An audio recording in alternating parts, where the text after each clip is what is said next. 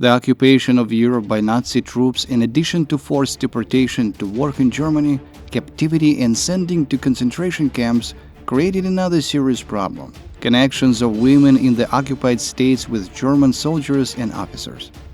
Interestingly, local resistance fighters initially even tried to find excuses for girls and women who had love affairs with Germans. They called such representatives of the fair half both feeble-minded and weak, and explained this by the loss of reason in the maelstrom of war. But in defense of girls and women, it must be said that during the occupation and even later after the liberation, it was men who behaved more than disgustingly. But first things first.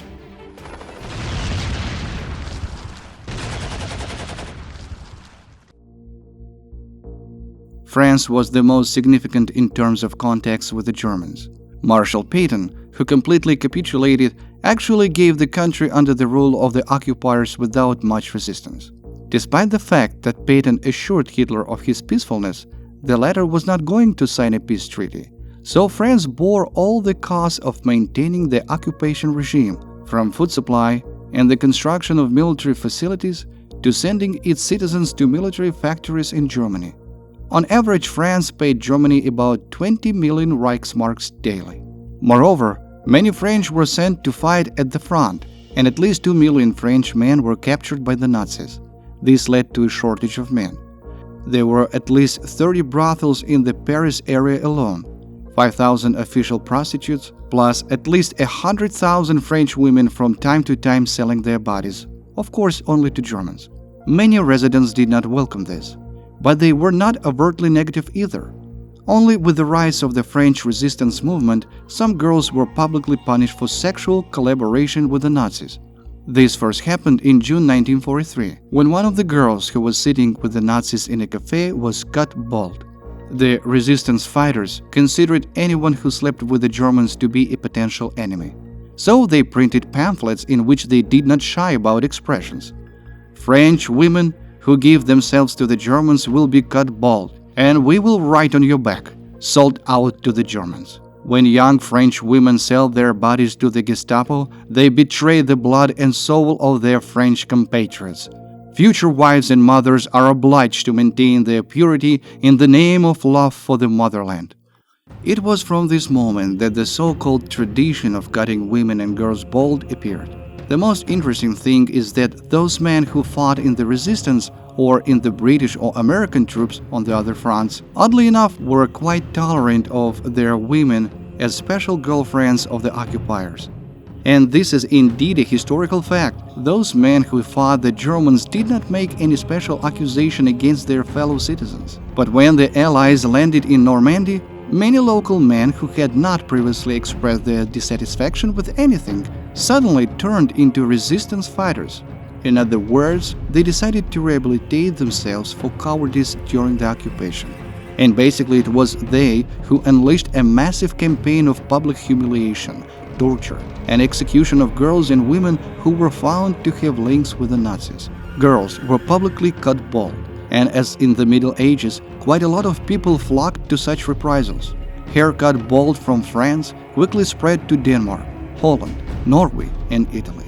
This public and humiliating procedure awaited all those who were seen in ties with the Nazis.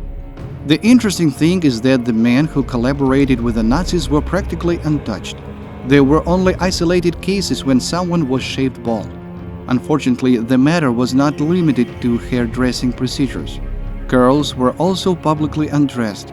People spat on their faces, wrote insulting inscriptions on their bodies, sometimes branded them, and then chased through the town or village. There were known cases when girls were driven into manure and smeared in it, and their shaved heads were painted bright orange. It cannot be called anything other than the madness of the weak. The girls were shaved, smeared, often publicly tortured, and they were required to tell the details of their relationship with the Germans.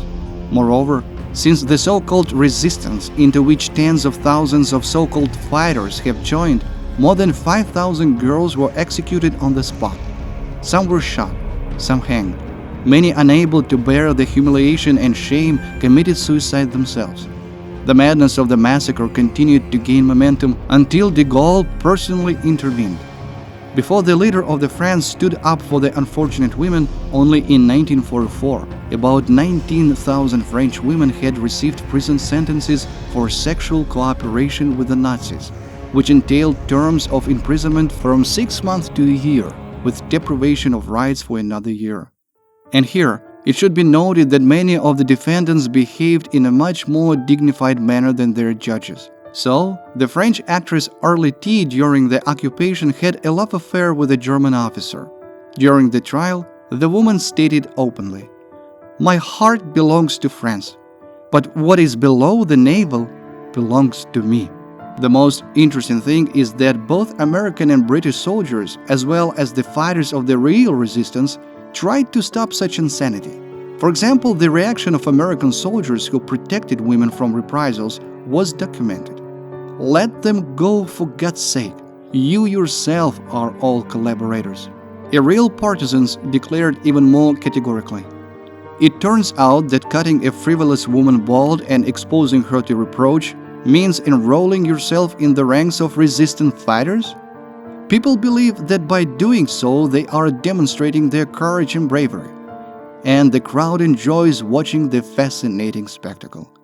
In France alone, according to official figures, at least 20,000 girls and women were convicted, and according to official figures, at least 5,000 were executed. A similar situation was in Denmark, Norway, Holland, and Italy. For links with Nazis, the girls were also publicly humiliated, dipped in sewage, insulted and sentenced to various terms of imprisonment, deprived of their rights, and deported to Germany, which was practically destroyed by the war. As already mentioned, in France, General de Gaulle stopped the madness, who first pardoned 1,000 of those sentenced and then completely declared an amnesty, while the girls were strictly forbidden to say that they had collaborated with the Germans. In fact, as many researchers confirm, the massacre of girls and women was often more like a settling of accounts. In many villages, not a single German appeared at all during the entire war, but the locals still found victims who were ostracized. Speaking about the bullying of women, one cannot but say about the children born from such relationships. Perhaps it was 1,000 times more difficult for innocent babies, which is why their already humiliated mothers tried to go far away in order to save the child. In Norway, for example, children born to Germans were simply taken away from their mothers, and the mothers themselves were sentenced to 1.5 years of hard labor. Such children were registered as insane and sent to the appropriate institution. Even Churchill's private secretary noted one of the reprisal in his memoirs. After us, to the accompaniment of swearing and threats, an open truck was slowly driving. There were about 12 women in the back, all with shaved heads, bowed low in shame.